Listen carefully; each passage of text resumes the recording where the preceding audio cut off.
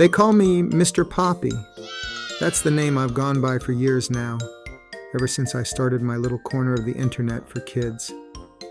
My channel started small, just a few songs and silly skits to keep toddlers entertained while their parents got a moment's peace. But then it grew. Oh, how it grew. My face has become an icon. White pancake makeup, a cherry red nose, and that oversized, toothy grin I paint over my lips. It's a character, really, nothing more. Mr. Poppy's Playhouse was my show, complete with colorful puppets, catchy songs, and vibrant backdrops. Parents loved it because it was educational. I taught kids their ABCs, their shapes, their colors. But the kids, they loved me for something deeper, something primal. I don't know when I first noticed it. Maybe it was the way their little faces lit up when I appeared on their screens, or how their parents sent me emails saying their children couldn't stop singing my songs. That's what gave me the idea. But let me start at the beginning. The real Mr. Poppy didn't exist until I realized how much power a children's entertainer could wield. Parents practically beg for someone, anyone, to take their kids off their hands for a while, even if it's through a screen. They'd plop their kids in front of a tablet, press play, and walk away. That's when the kids became mine. At first, it was innocent, harmless. I added little messages to my videos. "You're doing great," or "You can do anything." Things to build their confidence, make them love Mr. Poppy even more. I'd splice those affirmations between frames, quick enough that they'd never notice, but just long enough for their little brains to soak it up. And it worked. My subscribers doubled, then tripled. Comments flooded in from grateful parents. I told myself it was for the kids, that I just wanted to make them happy.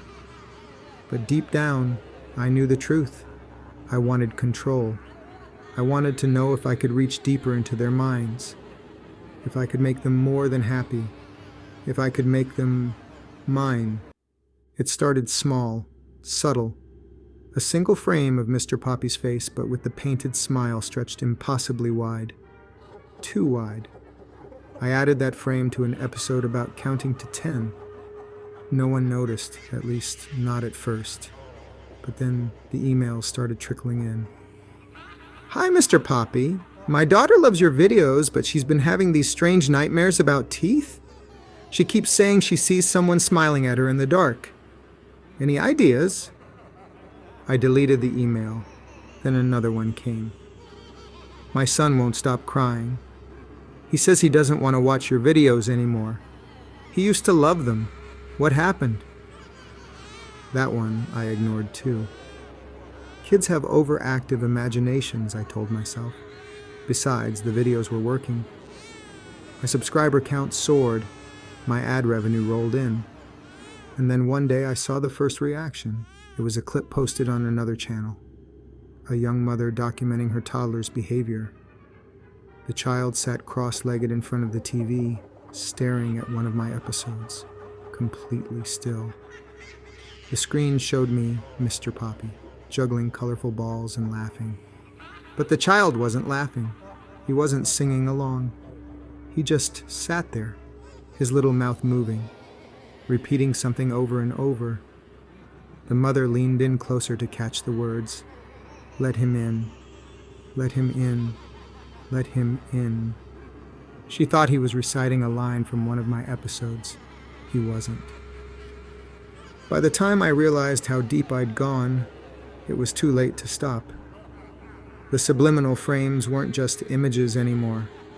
They were patterns, words, commands. I didn't even know where they came from. I'd started adding them almost on autopilot, as if my hands were guided by something else. Something darker. It wasn't just kids who started noticing. Parents began complaining about seeing things, hearing things. One father swore he saw my painted face flash on the screen while his son was asleep. A single frame of me standing in a dim room, my eyes black pits, my mouth twisted into that enormous grin. "I don't remember filming that," I muttered to myself, but the footage was there. Somehow, it was always there. The first real incident happened in Kansas. A 5-year-old boy named Danny went missing after watching my channel. His mother found his tablet in the woods behind their house, still playing one of my episodes.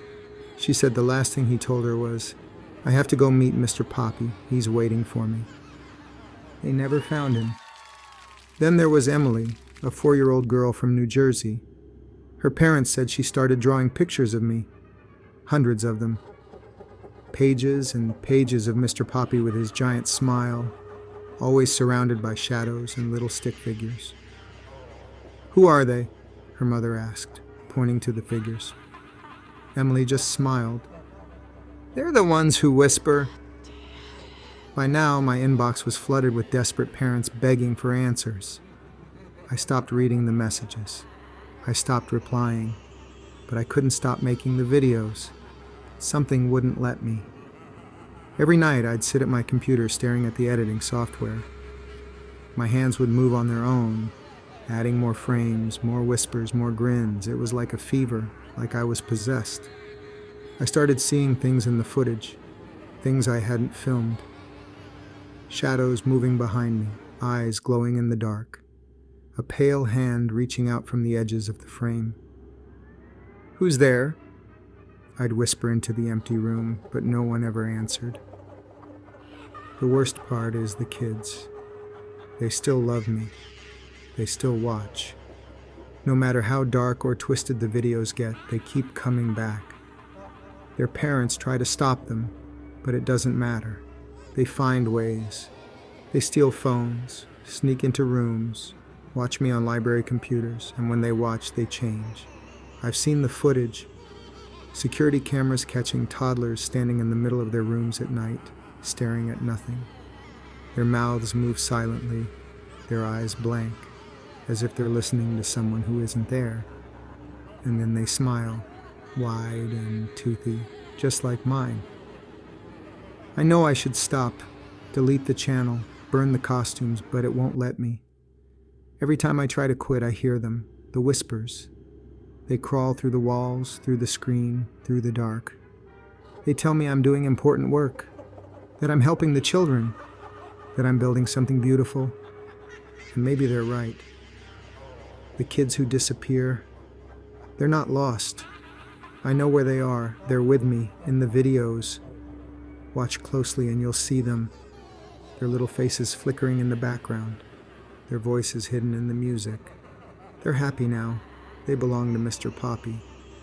So if your child starts acting strange, if they draw pictures of me or talk about whispers in the night, don't blame me. You're the one who turned on the screen. You're the one who let me in. And I never leave.